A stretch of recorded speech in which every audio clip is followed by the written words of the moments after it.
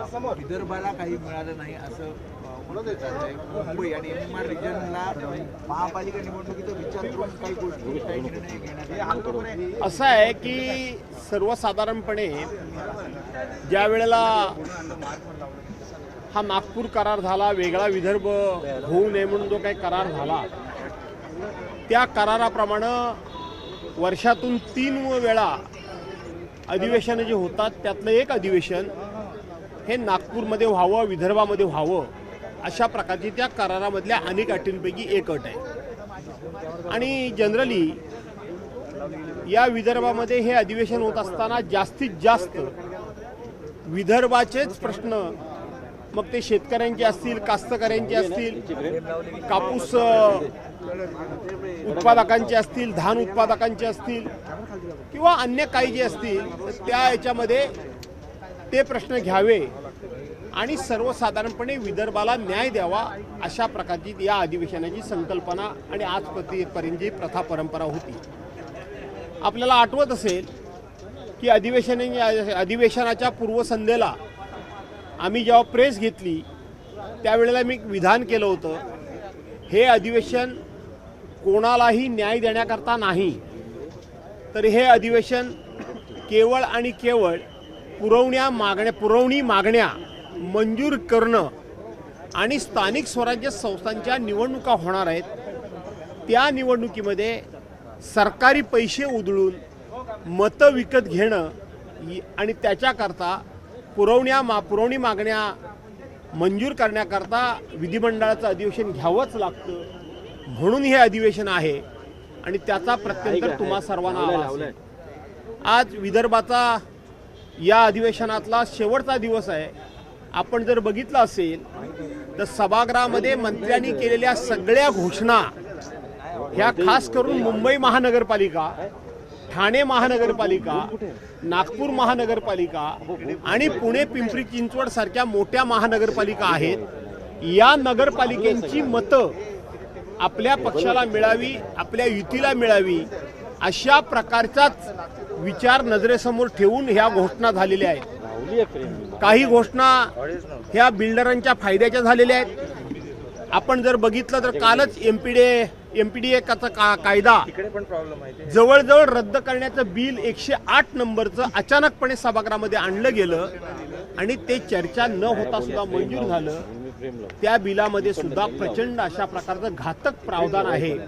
आणि म्हणून अशा प्रकारचं एखादं बिल, अशा प्रकारचं एखादं निवेदन, अशा प्रकारची एखादी घोषणा ही विदर्भाच्या लोकांना न्याय देण्याकरता होऊ शकली नाही.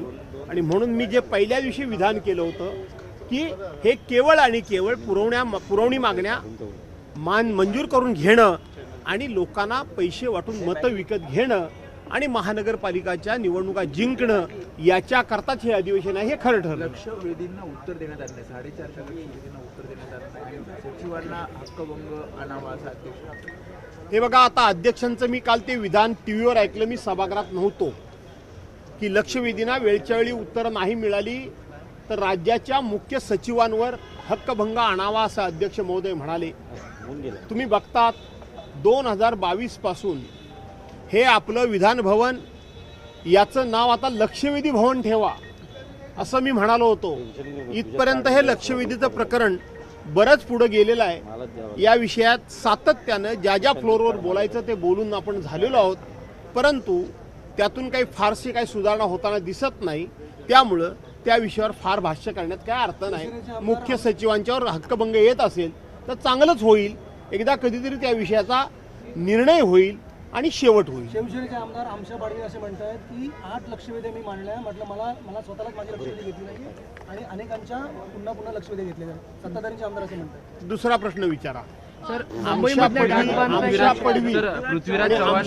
पडवींच्या प्रश्नावर मी उत्तर द्यावं.